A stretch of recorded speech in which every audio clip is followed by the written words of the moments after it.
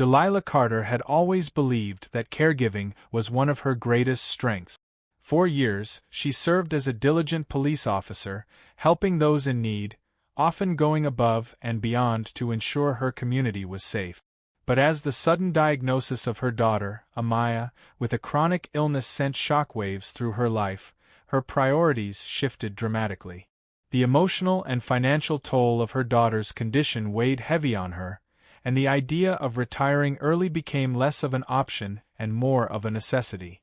Life had thrown unfair challenges at Delilah, but she sought refuge in her backyard oasis, a small, inviting pool that served not only as a reprieve from summer heat but a therapeutic escape. Amaya loved the water, and these afternoons spent splashing in the pool became a balm for their weary hearts. They had created a sanctuary filled with warmth and laughter, a stark contrast to the demands outside their front door. However, tranquility was soon disrupted by the obnoxious presence of Karen Simmons, the entitled neighbor next door. Karen was notorious for her disregard for boundaries, believing herself above others in both social standing and moral authority. She frequently monopolized Delilah's pool like it was an extension of her own property, making snide comments about individuals who were less affluent, revealing her disdainful attitude toward anyone who didn't reflect her societal image. Delilah tried to overlook Karen's behavior, convincing herself that she could rise above it for the sake of her daughter. Each intrusion, however, chipped away at her patience, especially when Amaya's joy was tainted by tears of embarrassment over Karen's incessant criticism. Frequent incidents left Amaya feeling unwelcome in her own space, that innocent laughter replaced by the sting of ridicule. Every time Delilah caught Karen lounging beside the pool, it felt personal. The woman showed no remorse. Amaya would watch helplessly as the gleeful splashes turned into mockery, her spirit deflating with every mean-spirited comment that slipped from Karen's lips. Delilah heard comments about types of people and felt the sting of each slur.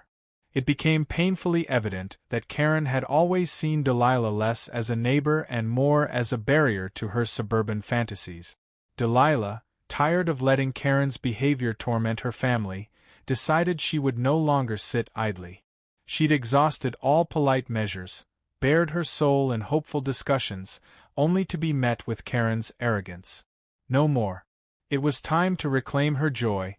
The peace she had built around her family was worth fighting for. Delilah sat at her kitchen table, thoughts rattling around as she tried to devise a strategy that would put Karen in her place without losing the moral high ground.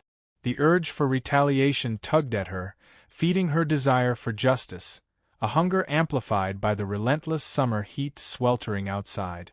She longed for a classic cop solution. After enduring years of enforcing the law, she wanted to serve justice to the entitled. But revenge needed an artful touch, something that wouldn't land her on the wrong side of the law. In her years as a police officer, she had learned how to dance on the edge of legality without stepping over. That's when inspiration struck her. She would create an elaborate deterrent. It would serve as a clear message, sending Karen packing without impeding her rights as a property owner. Delilah devised a plan involving a harmless chemical that would temporarily make the pool's surface appear murky and uninviting. After visiting the local hardware store under the guise of home improvement, she picked up everything she needed. One silent evening, she stealthily administered the concoction into her pool, watching it transform from an idyllic paradise into an unfriendly swamp. It wasn't harmful, but it was certainly unpleasant. As she stood back, surveying her work, she felt a wave of confidence. With Amaya asleep, the pool shrouded in shadows felt like it was finally her sanctuary again. Delilah printed out signs that read, "No trespassing, pool owner responsible for maintenance and usage," and affixed them around the fence. This time, she would create barriers that Karen couldn't ignore, but she wouldn't have to confront her directly. Within days, the transformation of her pool became evident, and honestly, she reveled in the freedom of having her space back, if only temporarily. It brought her pleasure to think of Karen's pompous attitude encountering the gritty reality of her clear boundaries. If she would not respect them, she would at least have to deal with the consequences. A week later, as Delilah lounged on her patio, sipping lemonade while the sun warmed her skin, she remained vigilant. She sensed a storm brewing. Karen would undoubtedly notice the transformation that had occurred in Delilah's backyard. Sure enough, the unmistakable screech of Karen's voice cut through the air, sending a shiver down Delilah's spine. "Delilah! Seriously? What's up with the pool? It looks disgusting," Karen shouted from her side of the fence, her voice dripping with disdain. Delilah turned to face her and replied with a calm yet resolute tone, "That's exactly the point, Karen. You'll find it's uninviting to anyone who chooses to trespass." Karen marched up to the fence, her lips pressed into a thin line. "You think this is going to stop me? I've done what I want while you were off playing housewife." Emotion surged through Delilah, but she forced herself to remain composed. "This isn't about your entitlement, Karen. I've tried being nice. This is my home, and I expect it to be respected." The confrontation intensified as Karen leaned in closer, a smug smile crossing her face. "You really think you've done something genius? Just wait until I tell the neighborhood association. They'll side with me. No one wants your ghetto mess ruining property values." In that moment, Delilah stood firm, unyielding. She didn't care about property values, she cared about her family's enjoyment. "You can try, Karen.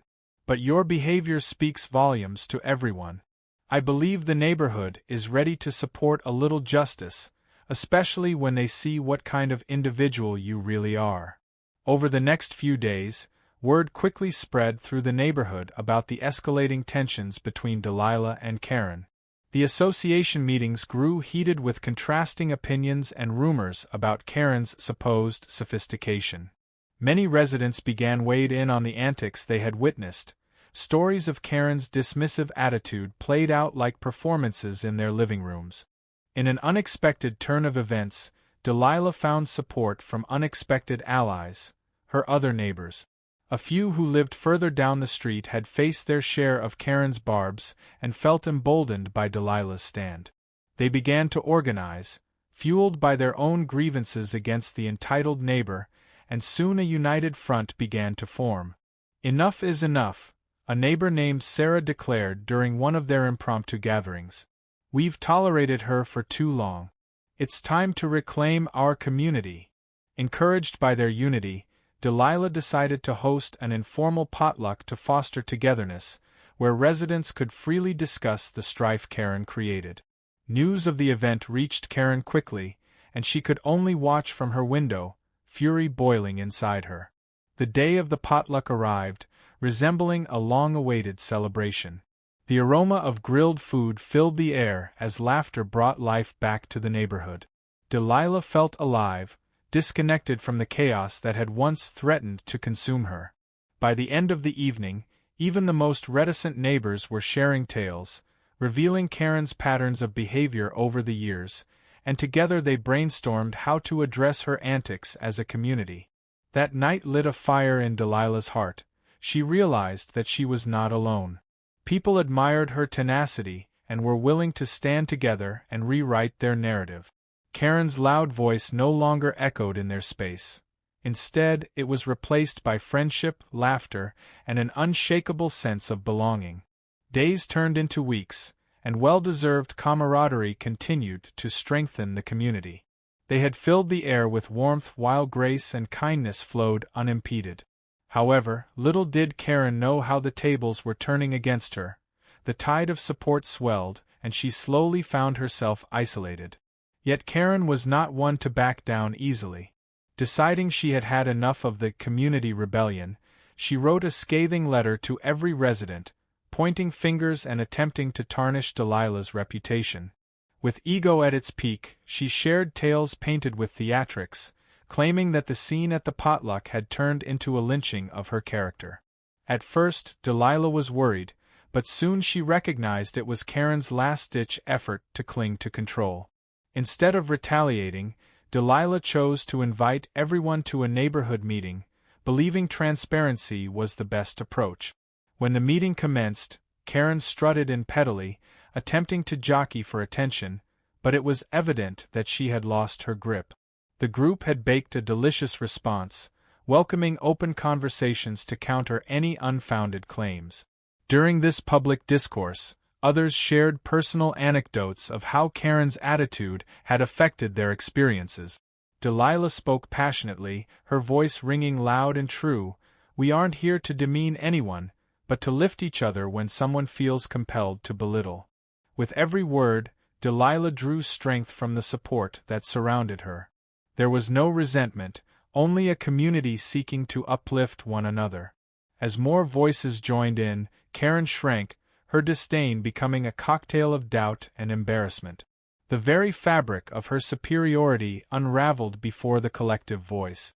Rattled and humbled, Karen realized that her time of power had disintegrated. No longer could she project her elitism within a community that stood united against injustice. Eventually, she moved away, leaving the neighborhood to the supportive web of kindness that had grown in her wake. Delilah's spirit soared.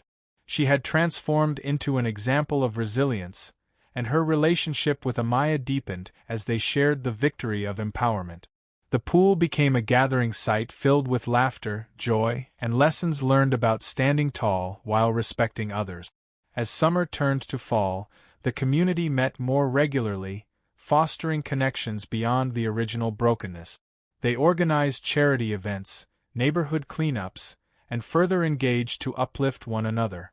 Delilah, once just a struggling mother, had emerged as someone who could navigate justice in their shared world. The echo of laughter around the pool would ring for years to come, full of newfound meaning. Delilah learned that sometimes standing firm and challenging those who belittle others brings out the very best in a community, weaving a bond that cannot easily unravel. And just like that, healing replaced hatred, a precious reminder that they all belonged together.